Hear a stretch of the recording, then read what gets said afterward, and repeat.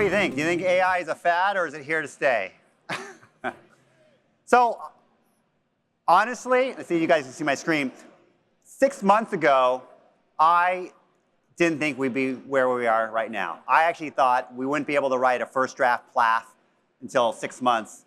But then a month ago, we just started accelerating instruction. So AI has helped us in many ways, our development, but also in terms of the quality of our product. So let me go ahead and start. So what I'm going to talk to you today is about real products that are helping students. And what's really important to understand is that it all starts with the right data, right? If you have garbage, it's garbage in, garbage out. And the problem with AI is it doesn't understand.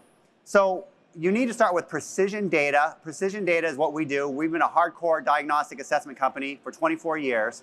We assess, find those present levels, find exactly what the student is, what their strengths and weaknesses are, and what the teacher needs to do. So that's why we're actually endorsed by CASE, because CASE is the largest special education directors network in the country, and they have endorsed our product, and we can really, really turn around and support special education departments. All right, so once you have that good data, you then move over and you could drive the best personalized learning because you need to have that really granular data. And then, of course, from there, that data can be used at the district level or at the student level, right? So diagnostic data can be summative, but summative data cannot be diagnostic. So that's important to realize that. So why AI fails, and I started to allude to this before, but the problem is I've heard these notions, oh, I'm going to take all the data on the student, drag it into AI, and it's going to magically tell me what to do. That's not going to work, right? Because the data we have today, most of it is summative. It's the student is at 475 RIT score. The student is at 76 percentile. That doesn't tell me why. So, and then plus the problem with AI hallucinates. If I tell it, write an IEP for Richard who's in 5th grade and he's struggling in math, it'll make up everything. So it's really important to start with the right data. And again, I keep reiterating that. So next, a lot of AI, the first wave, I think, of AI products are very algorithmic. They're not really using true personalized data. A lot of it's very, very surface.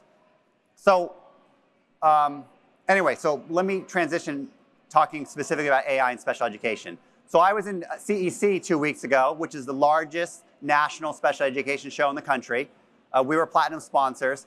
But at the show, there was a true inflection point that hit. I think there's a lot of educators who are sort of cautious about AI, but there at the show, they had so many sessions on it. I think part of it is because there's such a high burden on special educators that they've accepted it, right? So it was interesting. Now, of course, some of the stuff with the DOE, a lot of that happening. I've talked to a lot of experts, people in the field, and at least, you know, that special education funding is still protected. And also, even if the DOE isn't there to oversight, you still have private families trying to ensure faith, right? So that's really important. So overall in SPED, the need is dire. I talked to a SPED director last week who said 5 of her teachers were leaving special ed and they wanted to be general ed teachers. Okay, so this is what's happening throughout the country. So it's really important that we embrace it for this reason. Now, why Let's Go Learn?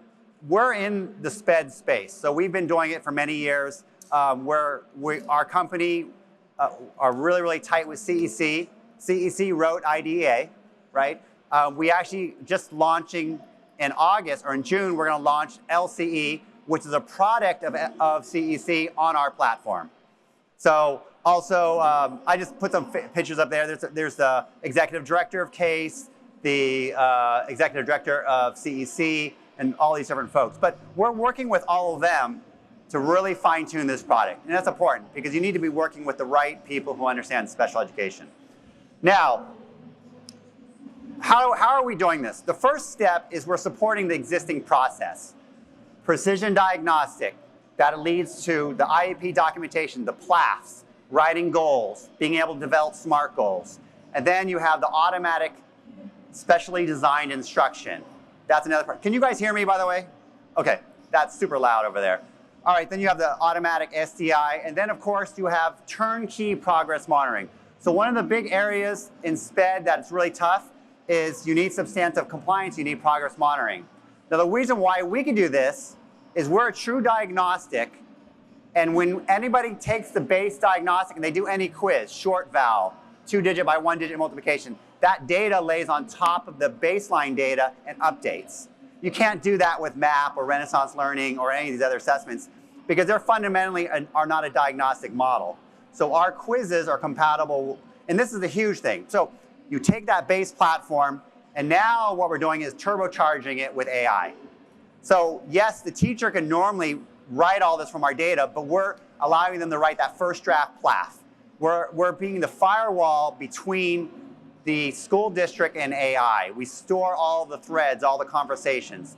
And if we take the school district sample SMART goals, sample PLAAFs, sample impact statements, right? We marry their prompts, their examples with ours, we can actually write those specifically at a customer level. And we're about to do that right now. We're actually already having schools who are writing prompts, and we're going to pre-train a custom GPT for them.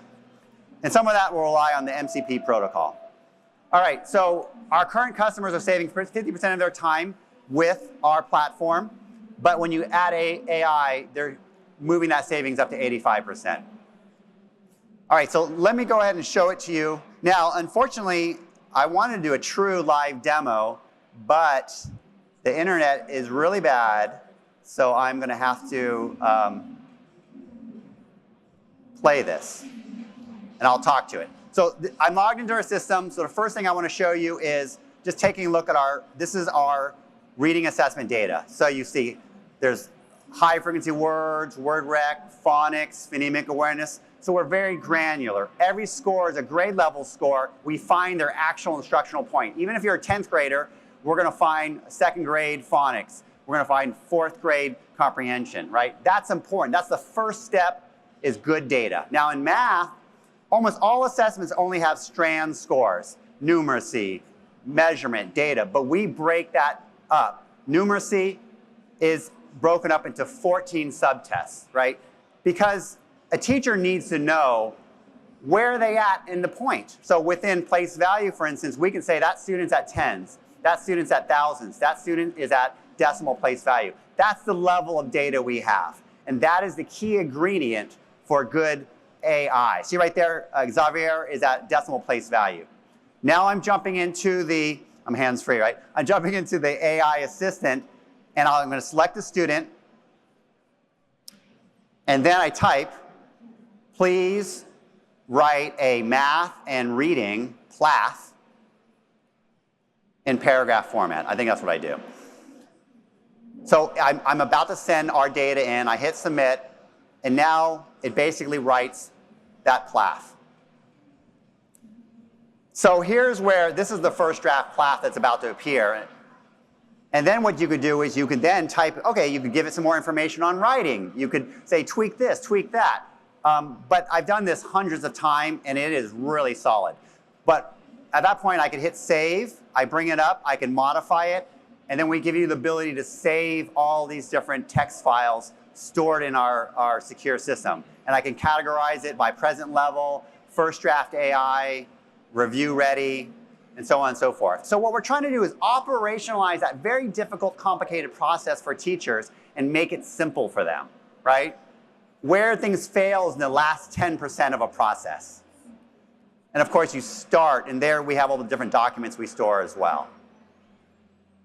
All right, the other thing I can do is if I want to just send in math data, I can go ahead and send in our math Atom data. I could choose a student and now write, what are the next 10 skills I should work on in numbers and operations? Now, the teacher could do this in our system normally, but they have to read the report and know how to navigate it and identify the lowest skills by the grade level. But I can tell AI, and I've done this 100 times, and boom, I tell it what I want to do, and then it'll come up with those 10 scores, or those 10 areas. Now, this is what's really cool. This next phase, which we'll do is, if I get sample SMART goals from you, I could tell AI to turn those goals into SMART goals, right?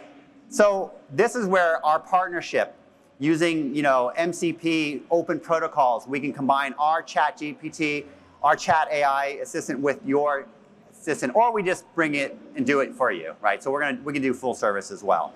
But that's sort of it in a nutshell. Let me go ahead and bring up my last slide here. I like this, our tagline, human expertise, AI that assists, because I think it's really important. I don't pretend that AI is going to do it all, right? Humans are important. Diagnostic assessments need to drive how you assess students.